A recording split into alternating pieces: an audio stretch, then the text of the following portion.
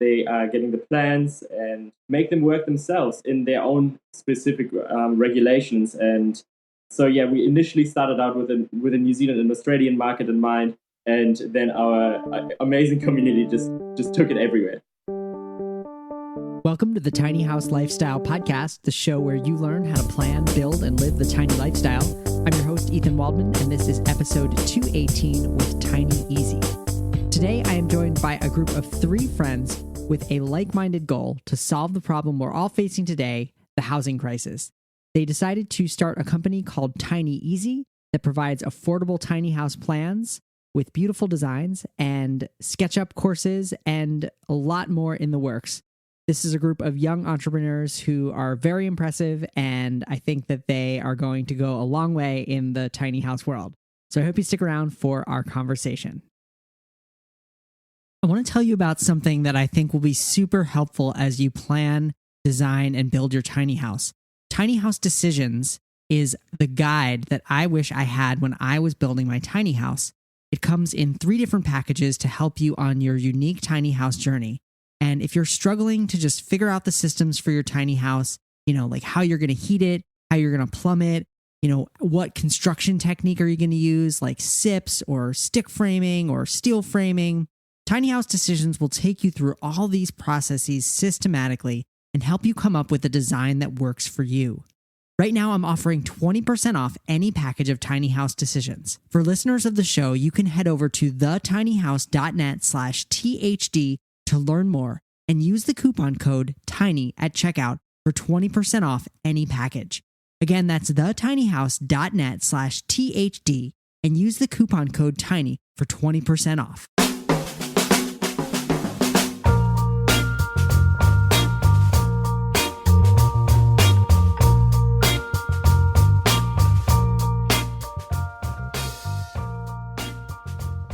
All right, I am here with Till, Eugene, and Lauren from Tiny Easy. Tiny Easy was founded by a group of friends with a like-minded goal to solve the problem we're all facing today, the housing crisis. The team of 4 provides affordable tiny house plans of stunning designs that give you the chance to design and build the tiny house that's just right for you. Their driving force behind Tiny Easy is to encourage and inspire other tiny house enthusiasts like you to get into your tiny house faster. Till, Eugene, and Lauren of Tiny Easy, welcome to the show. Hey, Ethan, it's so amazing to meet you today. And yeah, we're super excited to have a chat. Yeah, excited for you to be here. So we were chatting a little bit before we started rolling, and it sounds like Lauren and Eugene are almost done building a DIY tiny house. Can you tell us about your house? Absolutely. Yeah, that is an amazing way to start off the conversation. It really leads into everything that we're doing privately, but also with the business. So yeah, I'd love to give you a little backstory around that. So I think, Eugene and I, we've been planning to build a tiny house since we met around 6 years ago. And we finally made the plunge to actually decide to build a tiny house just around 2 years ago, and taken the journey of building a DIY tiny house. Mm-hmm. And to really sum it up, we had a small budget of around 50K New Zealand dollars, which is I think 35,000 USD. Mm-hmm. And we had very specific needs that we wanted to build into our tiny house. We wanted to work from home, have it easily movable because we don't have a site to put it yet, and we're both design freaks, so there's a lot of work that went into designing a tiny house that's just perfect for us, and just getting it beautiful. And we are lucky enough to have built this whole thing ourselves, like from scratch, doing every single little stage in it. Mm-hmm. It's been such an awesome learning experience, and we're just getting to the final end of it. We're nearly done, just looking to build the last bit of cabinetry and doing the electrical sign off, and then it's ready to move in. So it's actually looking like a house now. So we're both so excited. That's fantastic. Congratulations. What about tiny living made you want to do it? Yeah, absolutely. So it's a really interesting journey. So we discovered tiny homes, I think around 7-8 years ago. I think our parents introduced it to us, and we had a connection to Bryce from Living Big in a Tiny House. That's, I think, the first time myself and Till saw a tiny home. When Eugene and I met, we realized we both know tiny homes as well. And when we became a couple, we realized, well, that's our dream. That's something that we always wanted to do. And yep. I guess we just really fell in love with the lifestyle that tiny homes present, the sustainability side of it, but also decreasing your living expenses, being able to put your time towards something that you actually care about rather than having to work to pay off something that it's too stressful. So that kind of lifestyle really appealed to us. And as we're young, that's kind of what we want to focus on. Absolutely. And I think one more thing is that both of us, we've got a design background, and it was really our opportunity to design something ourselves that we are able to live in. Of course, building a traditional home that here in New Zealand at the moment costs more than $1 million easily. With a budget of 55 or 50K is not necessarily achievable. So I suppose because we started at 19, so where's that money going to come from? Yeah. That's right. And that's why we are now actually able to live in a tiny house that we've completely designed ourselves, that works just around us, and we could really fulfill our design dream and create something that represents us and everything that we do. So that's kind of the reason why we decided to embark on that journey. Nice. I love that, getting started early on kind of financial independence and living tiny rather than coming around to it after a lifetime of accumulating stuff and debt. Absolutely. Yeah, that is, it's very interesting. I think a lot of people, of course, they go into tiny homes, like just you said, you've already had a life beforehand. For us, it's kind of our jumping ground to like really go to the next step and move into our own place without having all of that baggage. So that, of course, makes things a lot easy. We don't have a lot of stuff that we need to care about. Yeah. But at the same time, we can really set ourselves up for our life. Yeah.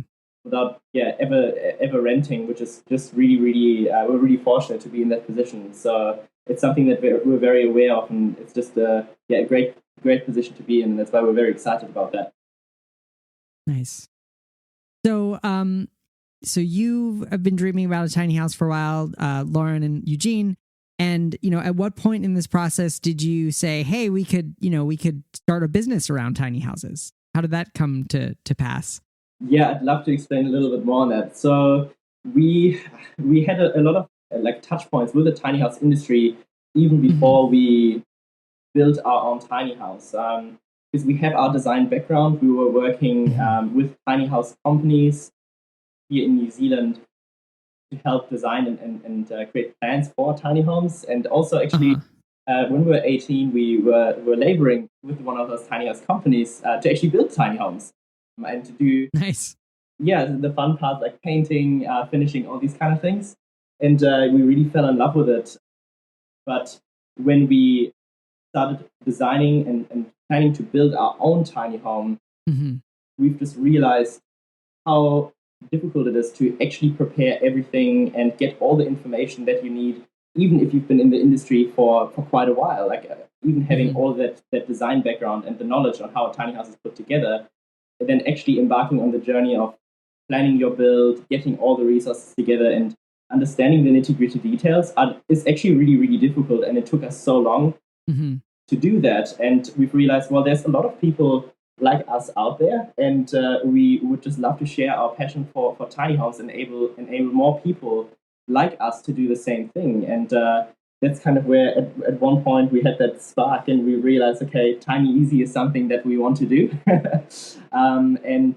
We started out creating plans and resources to help people on their first step. And it's something we can also talk later about. We're starting a lot more exciting ventures than just this plans. But that's really the founding story. Yeah, I guess the idea was that we could provide the resources all in one spot where you don't have to scour the internet on different websites that are hard to find, but you can find everything that you need to know on this website so that you can start your journey as easy as possible. Yeah, exactly. And also then at the same time, because we started out with tiny house plans, we wanted to make sure that all of these designs that we're actually putting up there for those tiny house plans, because essentially you need a design to build a tiny house plan off. All of these designs are incredibly well considered and architecturally designed from a design standpoint, that you have a clear design language and a clear use. So it's really people centric, and like what you can see on our website at the moment, all of the designs that we have, they're very specifically made for different use cases and different people, and and we can get back into that later on. But you'll see that there are some smaller tiny houses for like 1 or 2 people, and then some larger tiny houses that even fit families with up to 4 to 5 people. And I think the other thing is what we've realized during our design and planning journey as well, that the plans and whatever we are producing just needs to be super easily understandable. Having zero knowledge in any type of construction or design, if that is something that is just really daunting and something that wasn't really out there when we started. And that's kind of that gap that we really wanted to try and close. I guess that's where building a tiny house yourself helps with the design part of designing tiny homes. It gives you a different insight on how you should build these without designing them too complicated. Instead, you're like, okay, well, I remember when we were building the framing, we wanted to make sure that it was as simple as possible. We're not professional builders, we're DIYers, so that just really changed our perspective on how we should design considerately as well. Exactly. So are you designing specifically for the New Zealand like laws and market, or is are your designs kind of applicable in other places as well? Yeah, great question. So we initially started out with our designs being usable for Australia and New Zealand, simply because we are from here. So we just have a quite insider knowledge to what the regulations are and what kind of limitations there are, especially when it comes around dimensions and weight. And so all of our designs, they're designed to be 2.4 meters wide and up to 8.5 meters long. So that gives you the possibility to take the tiny house on the road if you have to move it, and to classify it as a vehicle, which is incredibly important here in Australia and New Zealand. But what we've seen since we've started out is that a lot of people also from the US, from Canada, from Europe, from South America, from the Philippines, from everywhere, seeing, I really like these designs, and they are getting the plans and then make them work themselves in their own specific regulations. And so, we initially started out with a New Zealand and Australian market in mind, and then our amazing community just took it everywhere. That's awesome. And where are you finding like most of your audience is? Like, is it Facebook, Instagram? Like where is your community kind of located online? Yeah, so we initially started out mainly on Instagram. Eugene has been doing an amazing job leading that, and yes, she's incredibly good at that stuff. It's amazing to watch. And so we initially started out with just growing our Instagram audience, and that's how most of the people have found us. And then over time, we are just being able to be found like everywhere. Just simply, if you search us up on Google, you can find us. People write about us in blogs. You can find us on Pinterest. And so it's we kind of just we're spreading the opportunities of where you can find us. Nice. And it looks like you've kind of branched out from plans, and you've got a SketchUp course and a design software that you're working on. Let's start with the SketchUp course. Can you tell us about that? Yeah, absolutely. I'd love to share that. So that is something that we've done quite recently, and that is the idea for that came up is that a lot of people that buy our plans and use the plans to build their own tiny homes. We talk with all of them. We follow up with them. We call them to understand what we can help them with. How does their journey look like, and everyone comes to the same conclusion that a tiny house plan is great to start, and most of the time they're very close to what you want, or sometimes you want to do something completely by yourself. But there's always that level of customization and modification out there, and we initially really wanted to help people, enable them to do that modification yourself. And all of our plans, we designed them in SketchUp, and they come with SketchUp models. So we would love for people to be able to, either modify our designs themselves in SketchUp or completely design their own. And there are a lot of people that want to do that, but learning SketchUp, it can be quite difficult because there's so much that you can learn, but you don't actually need to learn that much in order to design a tiny house. So we just try to condense down our knowledge of tiny house design and teach everything that you need to know within SketchUp to designing your own tiny house. But Eugene, she's also condensed not just the SketchUp part, but also actually like the tiny house design basics into that course that I had the pleasure of presenting in that course as well. So it's design skills, how to modify, and then how to do the whole thing in SketchUp. Yep. Basing on the SketchUp skills that I teach in the course, if that makes sense. Very cool. Very cool. And then you have your SketchUp starter pack as well, which it's almost like furniture, different things that are all like pre-drawn for you that you can kind of drop into your model. It's a really cool idea. Yeah, so the idea of the SketchUp pack was we use SketchUp religiously when we design tiny homes, and we have all these components preset for us already to save time when we're designing a tiny house. It takes us maybe like, an hour to come up with a fully fledged tiny house. Yeah.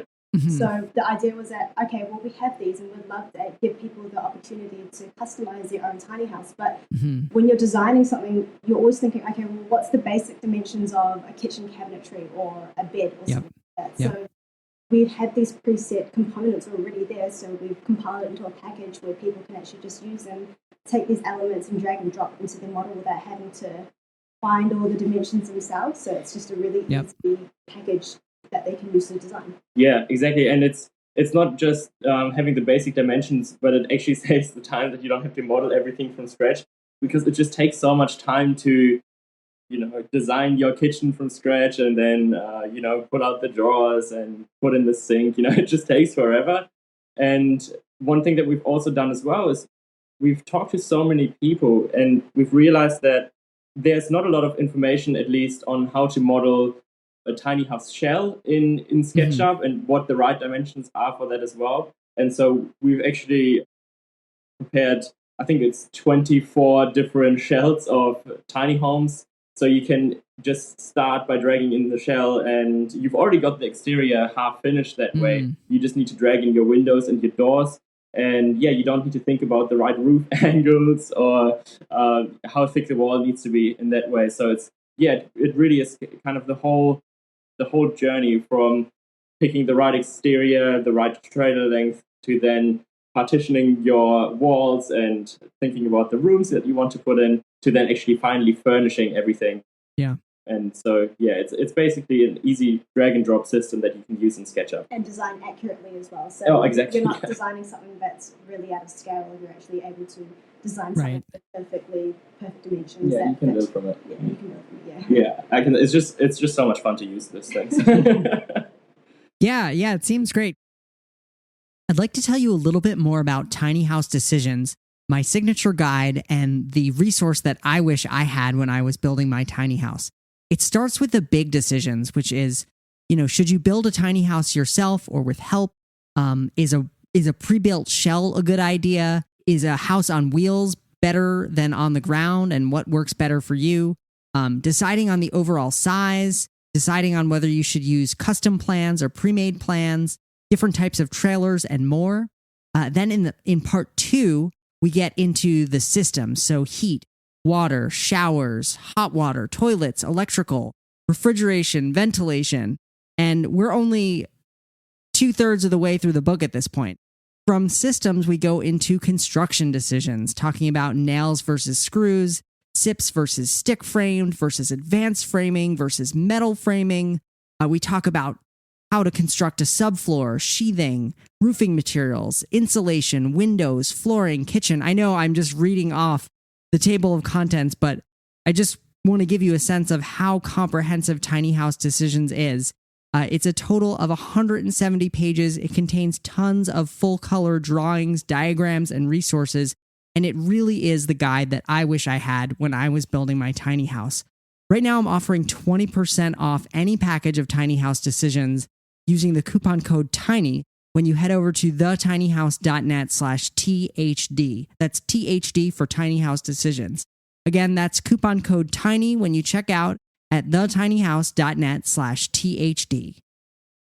Yeah, it seems great because I'm not a SketchUp expert. I know the basics, but the idea of modeling a tiny house feels kind of daunting to me.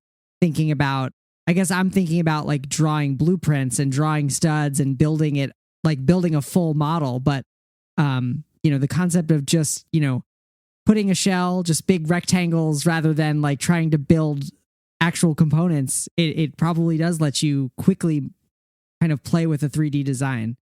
Yeah, that's right. So what you were saying is when you're thinking of modeling a tiny house in SketchUp, you think about all of these intricate things that you need to model in order to, finish your full tiny house at some point. Mm-hmm. But if you actually want to just start with your design, you don't need to put that much detail in. What's super important is to just get the design right that's right for you.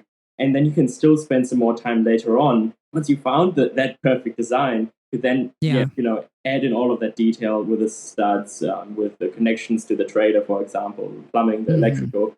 And for that, we've even included some basic components. So you can actually build up your frame and drag and drop frame elements in as well. And nice. So that way, that also doesn't take that long. And for this specific case, we've actually written up an ebook which actually takes you through the process of how you should start your tiny house design from start to finish, and it kind of takes you through the process of, before even going into the nitty-gritty details, you want to start off with something really, really basic, and it's all in this ebook free. So yeah. That's awesome. And so from there, it seems like you are now working on a custom 3D tiny house designer, which by the time this interview comes out, it might be publicly available. Who knows?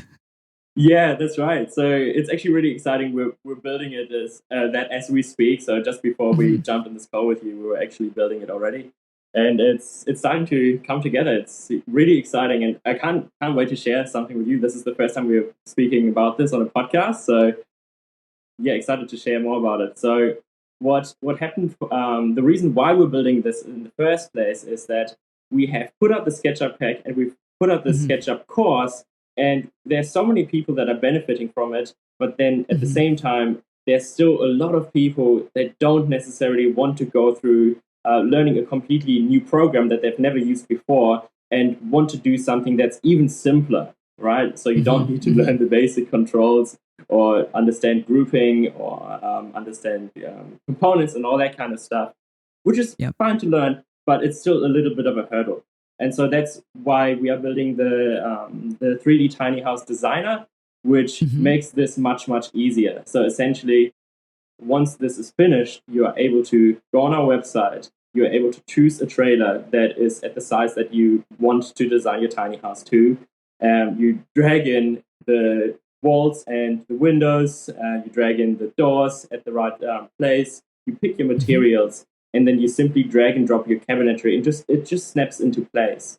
And what's super exciting about this, it will also go to the next level, which is it will spit out plans that you can then use to talk to your builder or your manufacturer to then get quotes, or just get the entire build underway. So you don't need to create custom plans from a SketchUp model, but it's all done for you in a couple of clicks. So our goal is that you can design a tiny house in 10 minutes. And you are then able to just take the plans, go to your builder, ask them how much it is, and that's as hard as the whole tiny house design journey has to be. Wow. Well, you seem like you want to like take over the world, take over the tiny house world. Are you? Seems like you're very kind of design focused right now. Do you plan to kind of go beyond that and maybe build tiny houses too? You want to talk about that? Yeah, absolutely. So yeah, we have a lot of exciting things coming up. It's something that we're absolutely thinking about, and they're, how do you say, concrete yet. But we are working towards offering that solution, including with the planner, the online designer, and actually being able to get that built in a easy and cheap, like a lot cheaper than usual tiny homes, but quality basically. So that was better quality, cheaper, completely customizable, and that's something that we are working on. It's something that we want to do, but it's in the very early stages, and we've I think just started talking about that about yesterday. Yes, but it's something that will come in the future. But yeah, one step at a time. Yeah, like Lauren was just saying, is just we'll take one thing at a time so that we can focus and really perfect what we're offering right now, and then we'll move on to the next stages. Yeah, exactly. Because what we were thinking is that the design tool that we're developing at the moment is there's such a huge problem that it just takes so much time to design a tiny house that's right for you or modify a tiny house. And we'd rather, focus all of our energy on solving this first problem, and then we can move on to the next problem after. But yeah, we've definitely got it in our minds. Nice. Well, this is all really exciting. I mean, in terms of Lauren and Eugene, your specific tiny house, do you have a site in mind where you're planning to live, or are you still kind of looking around where you're going to park it? Yeah, we're still looking around. It's not a huge stress for us to try and find some land for us to put our tiny house on at the moment, because we're not sure when we're going to finish. We're kind of just taking it day by day, I guess. Mm-hmm. And we're not stressing ourselves out. We're trying to have fun building it, enjoy the experience, and then we'll get to that problem when we get to it. But we did have a look around earlier in our build just to sort of get some feelers out, and we just saw there was some great opportunities for us to find some land and everything, so we're not too stressed out about that. Yeah, that's right. And I think that really comes together as well with the reason why we're designing the house and what type of house we're designing. It's quite small, quite easy to move, of course. Mm-hmm. So it's an easy way to find a site that might come into play later on. But yeah, just as Eugene said, we're just taking it step by step. We're building it on the weekends.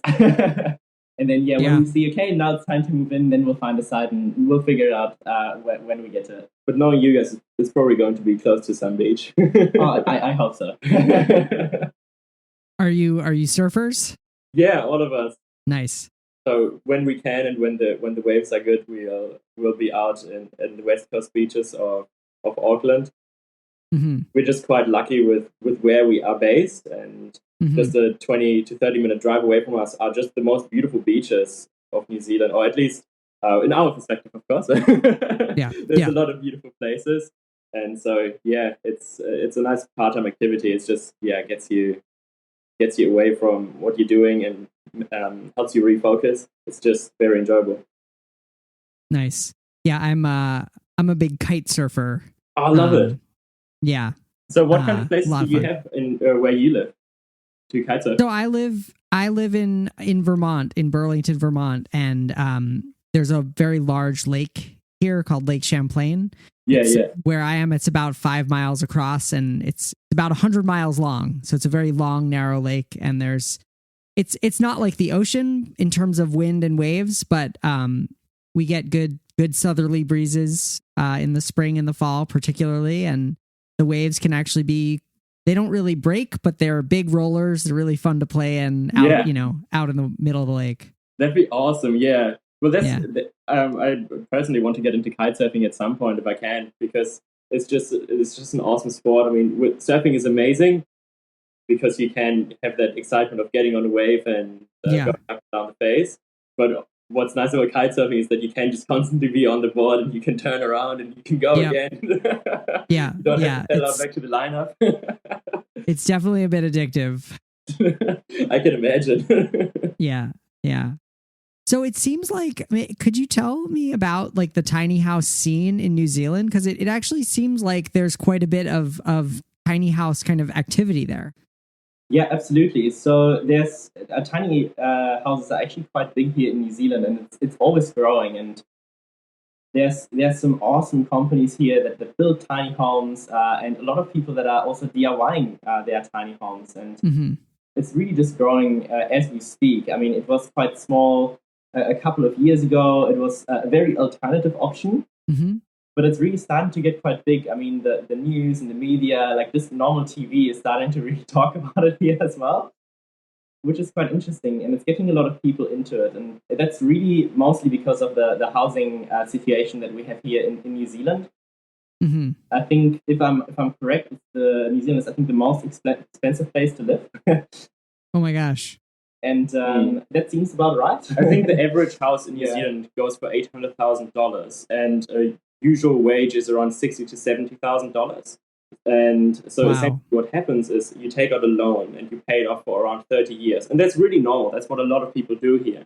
And it's just there's that community that's growing here that's, I'd say, fed up with the usual system and says, okay, I'm going to do something different and I'm going to live in a tiny house. And a lot of people then discover it's just, it's such a great alternative because, well, first of all, it's really affordable in comparison to what you can get nowadays. But at the same time, it's also really high quality living because what happens in New Zealand, not every house that you can buy for, let's say, $800,000 is a beautiful house with high quality finishes. But if you spend a quarter or fifth of that on a tiny house, you'll get the most high quality tiny house with beautiful finishes, beautiful appliances. And what Lauren was saying before as well, it's exactly designed to what your requirements are, with just a very different living experience than just getting a mortgage or renting a house that is not even made for you. And so that's what we're seeing here. Is a lot of people are picking up. I guess the idea at least of wanting to go tiny, and more people are getting into them now. Just to elaborate on what Phil was saying with the living standards in New Zealand is that standard home in New Zealand has single glazing windows, no insulation or anything, so you're finding that the living quality is quite low. And so the great thing with tiny homes is that they've evolved into these modern, beautiful homes that have been updated with double or triple glazed windows. They're properly insulated. Proper heating. And so that's what also appeals to us about tiny living, is that you can actually afford to live in something that's very high quality, and you know that you're going to get the best living experience out of it. You can afford to have bespoke materials in your home without having to pay it out. So, that's just something that's been really amazing for us. Yeah, just to kind of elaborate on that, how crazy it is being able to get something high quality in a tiny house. I mean, how much did we pay for our double glazed windows? Well, our double glazed windows only cost us a few $1,000s. I think $5,000 or $6,000 for the whole house. And then we splurged a little on luxury on the flooring. We've got underfloor heating in our whole house. And then we've got beautiful engineered French oak flooring. And I think the underfloor heating was about $900, and then the flooring was $800. And that is just incredible. You can have the whole house with fully beautiful finishes. And you haven't even spent more than a grand or two. So that's actually just incredible. And just to add to that, not necessarily just the materials, but what's also getting people interested in the movement is that we've talked to so many people that just say, well, there's no option to build your home yourself anymore. And New Zealand and Australia is just such a DIY culture where people just say, okay, I'm going to do this myself. Let's do it yourself, man. Yeah, exactly. And so they just think, okay, well, what can I do to actually build my own house? And you can still do that with tiny houses. And for example, there's so many people that got our tiny house plans that we're just getting pictures sent our way of people who are DIYing their own tiny house. They've got maybe a mate of them has a shed, like a big shed, where they're nailing together the frames and then they're putting them up on the trailers and doing the fit outs all of themselves in their weekends. And because of that, you can save even more money, of course, because all the labor is done yourself. And all of these factors just play into making the tiny house movement super attractive for people here in New Zealand and Australia. And then what about the laws in New Zealand, in terms of allowing somebody to live in a house on a trailer? Yeah, that's a very interesting question, and I think with tiny homes that is always a question that needs to be asked. So here in New Zealand, it is still, I would say, a gray area. You can, of course, protect yourself and have a legal tiny house to be basically a vehicle. Well, that's the idea around the legalities here in New Zealand. If you've got a tiny house that is within the size and weight regulations, built on a trailer, it has wheels, it is then a vehicle and not a home. Unfortunately, here in New Zealand still, it is very grey. So there are some councils that are not sure what they want to do about it. Everyone has their own opinions, and there's no clear yes or no, which would be absolutely beautiful. But the tiny house community is working together with the government to get something under the way. And I mean, a lot of people are understanding that this is something that really helps people get into homes. And well, traditional homes aren't changing. So it would be an important step to get this into a very clear zone in the future. Mm-hmm. Or otherwise, I mean, for now, you just have to stay within the regulations as much as you can. And the best thing that everyone can do who's in the tiny house movement is just to build high quality tiny homes that are well considered. Because in the end, if there's this whole range of beautifully built, high quality tiny homes, then the government can see it as an alternative to regular homes. But if you build poorly built homes that are leaky, of course, then that's a problem to the government. And so essentially, as long as everyone keeps a high standard, but sticks to the regulations and sticks to the current regulations as best as possible, that's the best thing that you can do right now. And of course, we're trying to do our part with well-designed tiny homes that are all sticking to the regulations. Yeah. Nice. Well, one thing that I like to ask all my guests is, what are 2 or 3 resources that have helped you in your tiny journey that you'd like to share with our listeners? Yeah, I mean, I can probably start with an obvious one. That's one of the reasons why we started with tiny homes. That's Bryce from Living Big in a Tiny House. Mm-hmm. It's more of content rather than a specific resource, but it's just so incredible to watch everything that he does. The videos are great, and you can't not fall in love with tiny homes. You watch his videos, so you get insight into the individual lifestyles of people that are living in these homes, all of the reasons, the journey they've gone through, and that's probably one of the ones for me.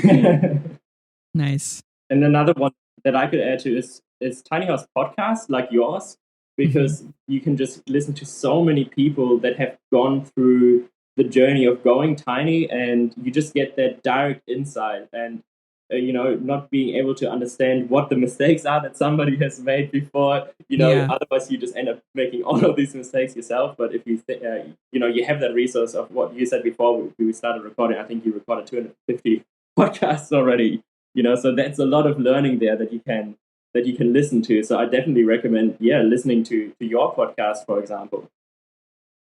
Well, thank you. I appreciate that. No, you're welcome. Well, amazing that you do it. Oh yeah, you're welcome. Anything that you're excited to share? Anything that you want to share before we wrap up? Yeah, I mean, I'd just say if you're interested to find more about us, I'd say check out our free resources that we've got available online. So we've got a free ebook that you can find on our website that Eugene has written, and it's all about the basics of designing your tiny house.